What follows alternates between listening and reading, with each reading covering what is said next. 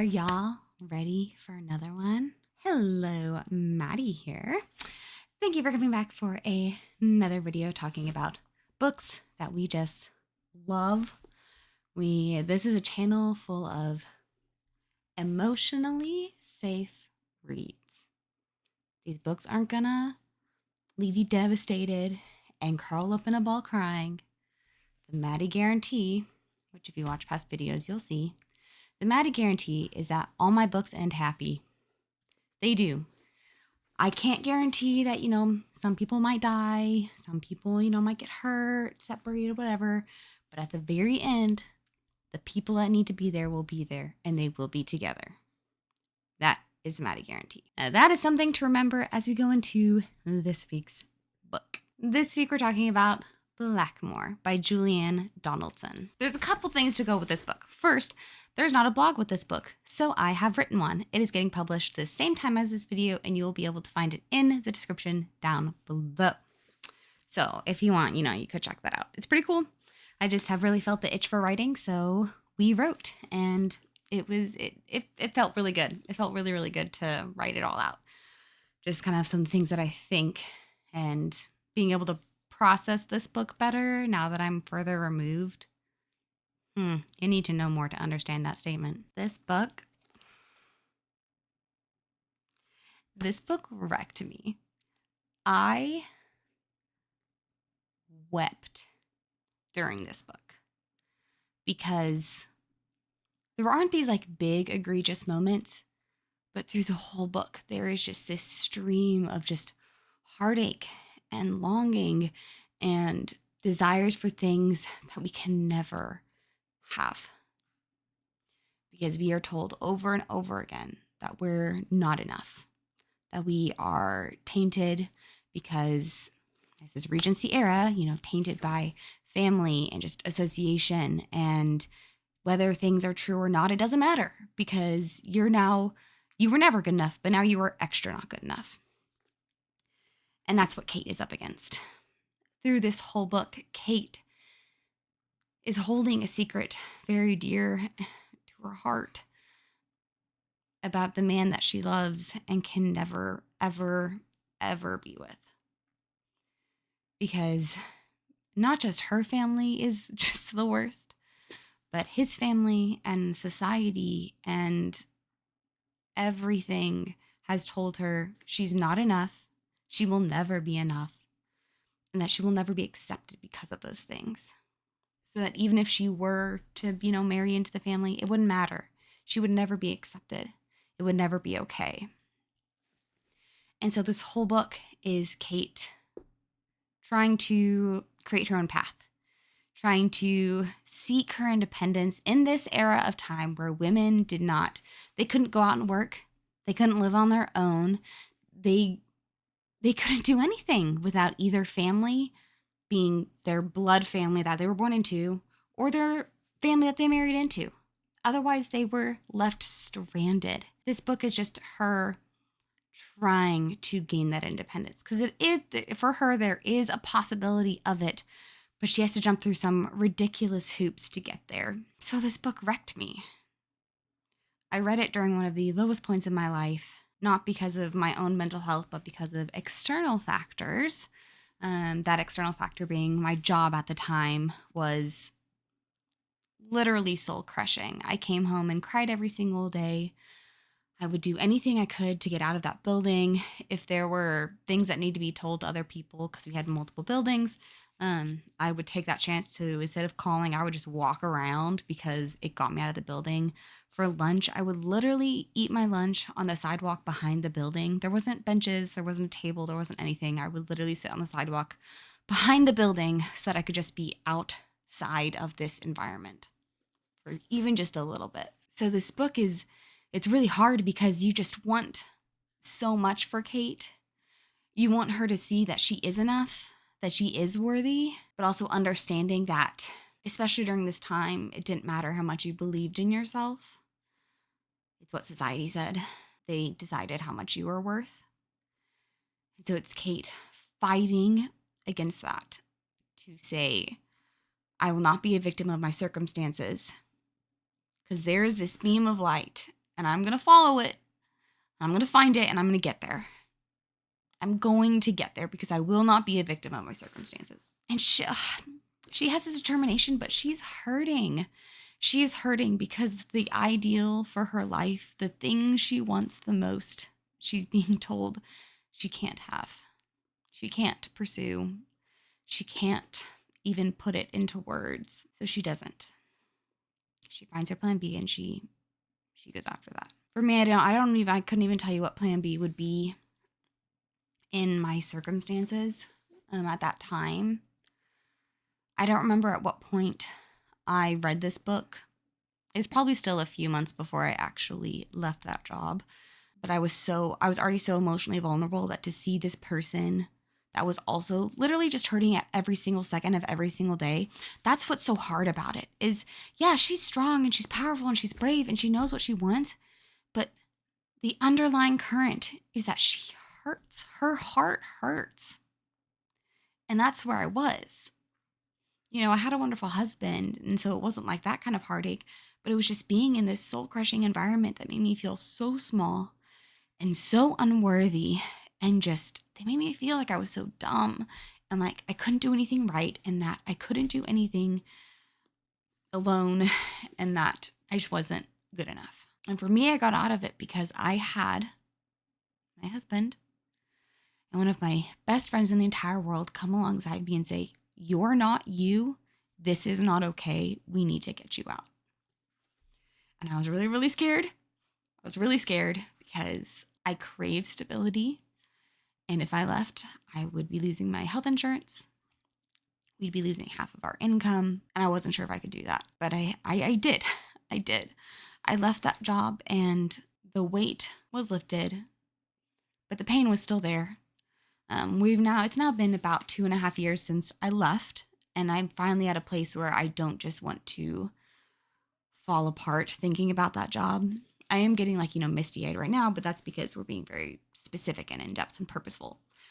For a while, I just thinking about it made me want to cry. Before we left College Station, every time we drove past that building, I literally had to shield my eyes because looking at that building made me just fall apart. And so I got out of it and we healed. And part of that healing is now I've been in a job that I love for over a year. I have incredible coworkers who remind me that I am enough. I'm not perfect by any stretch of the imagination. I have loads of work to do as an employee. Okay? Loads and loads and loads of work to do as an employee. But I am worth working on. I am worth putting, time and energy into developing as an employee and as a person. And so that's been my healing, to go from this awful place, but to go from a bad work environment to a good work environment.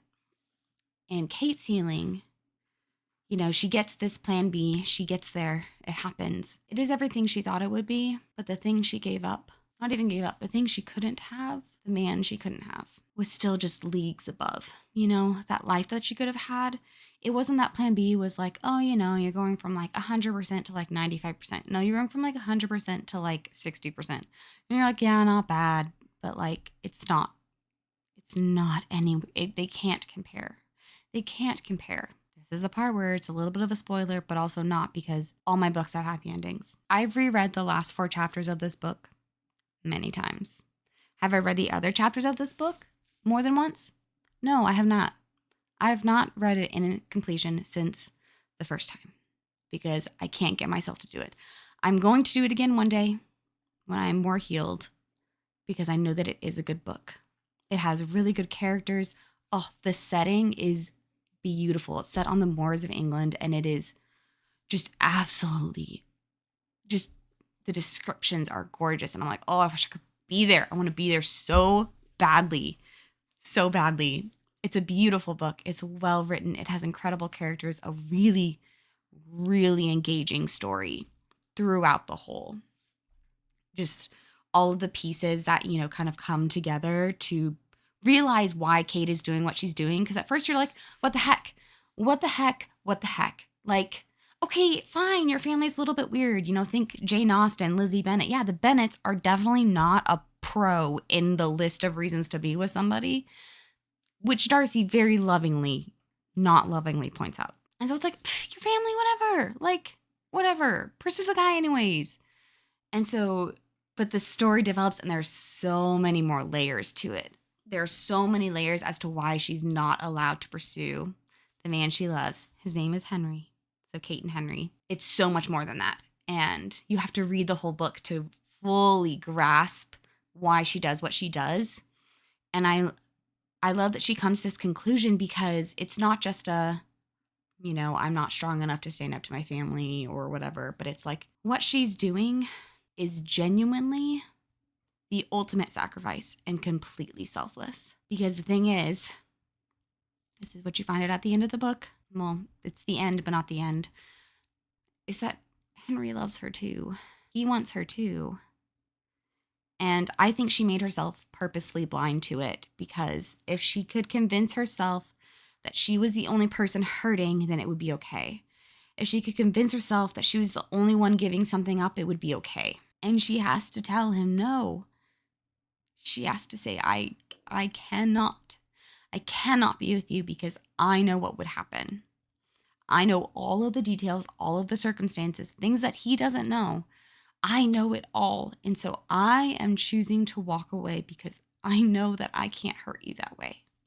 I know the pain, the heartache, the struggle, the difficulties your life will have if I am in it. And I feel like a lot of us wouldn't have that strength. I feel a lot of us would give into the weakness. I feel like a lot of us, if we got to the point in chapter 37, we would give in, saying, we can work this through. We can figure it out. But she doesn't. And I'm so proud of her for that, because it hurts. It is one of the most difficult things to read, but she does what I feel like is the right thing. The selfless thing.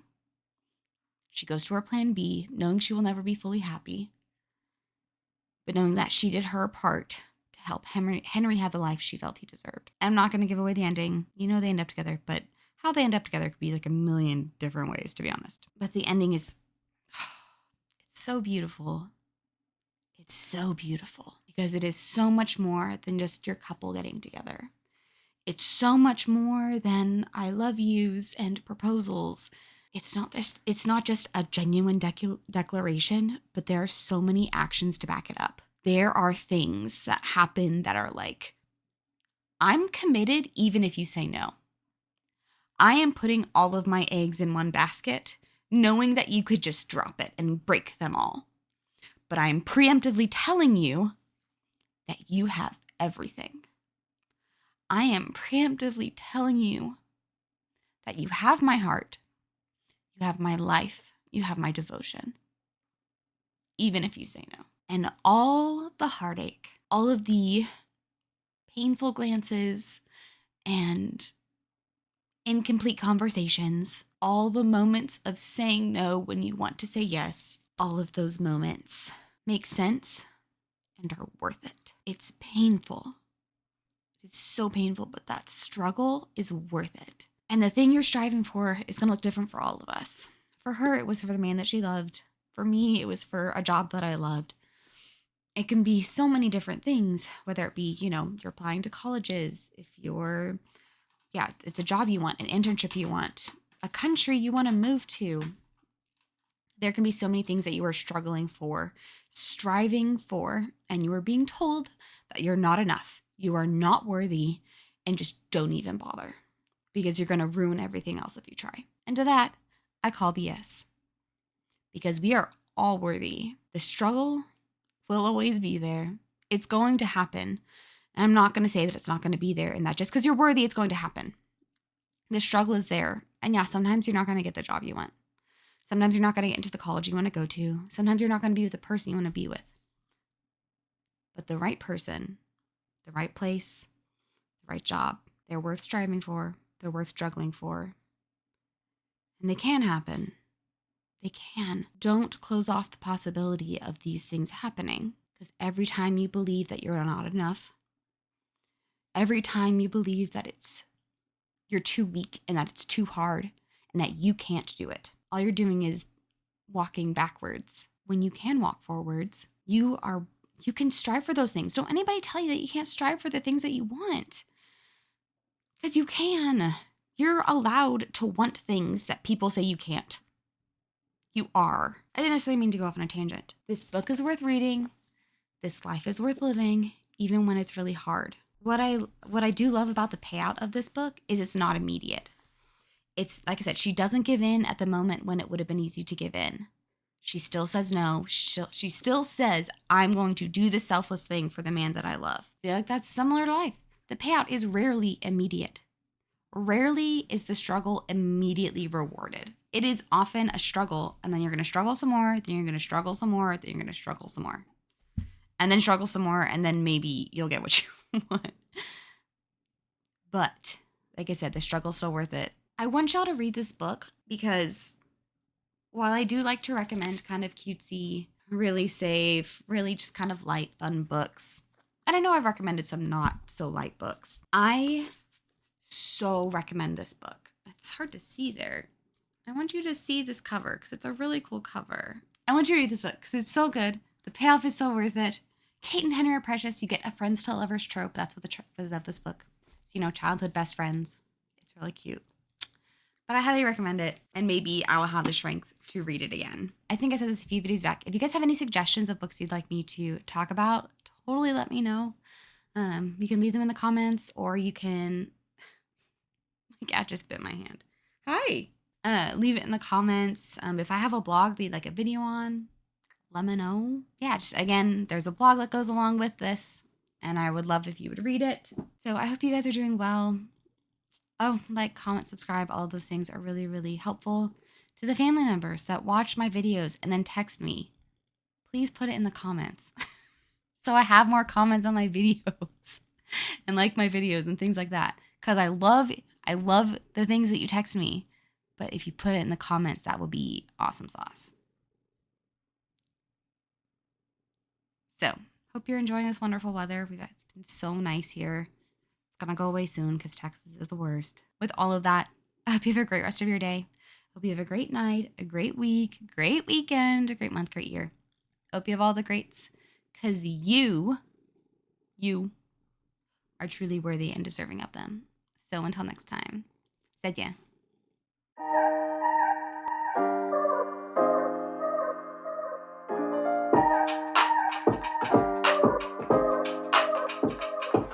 Right, Hinata? People should read it, right?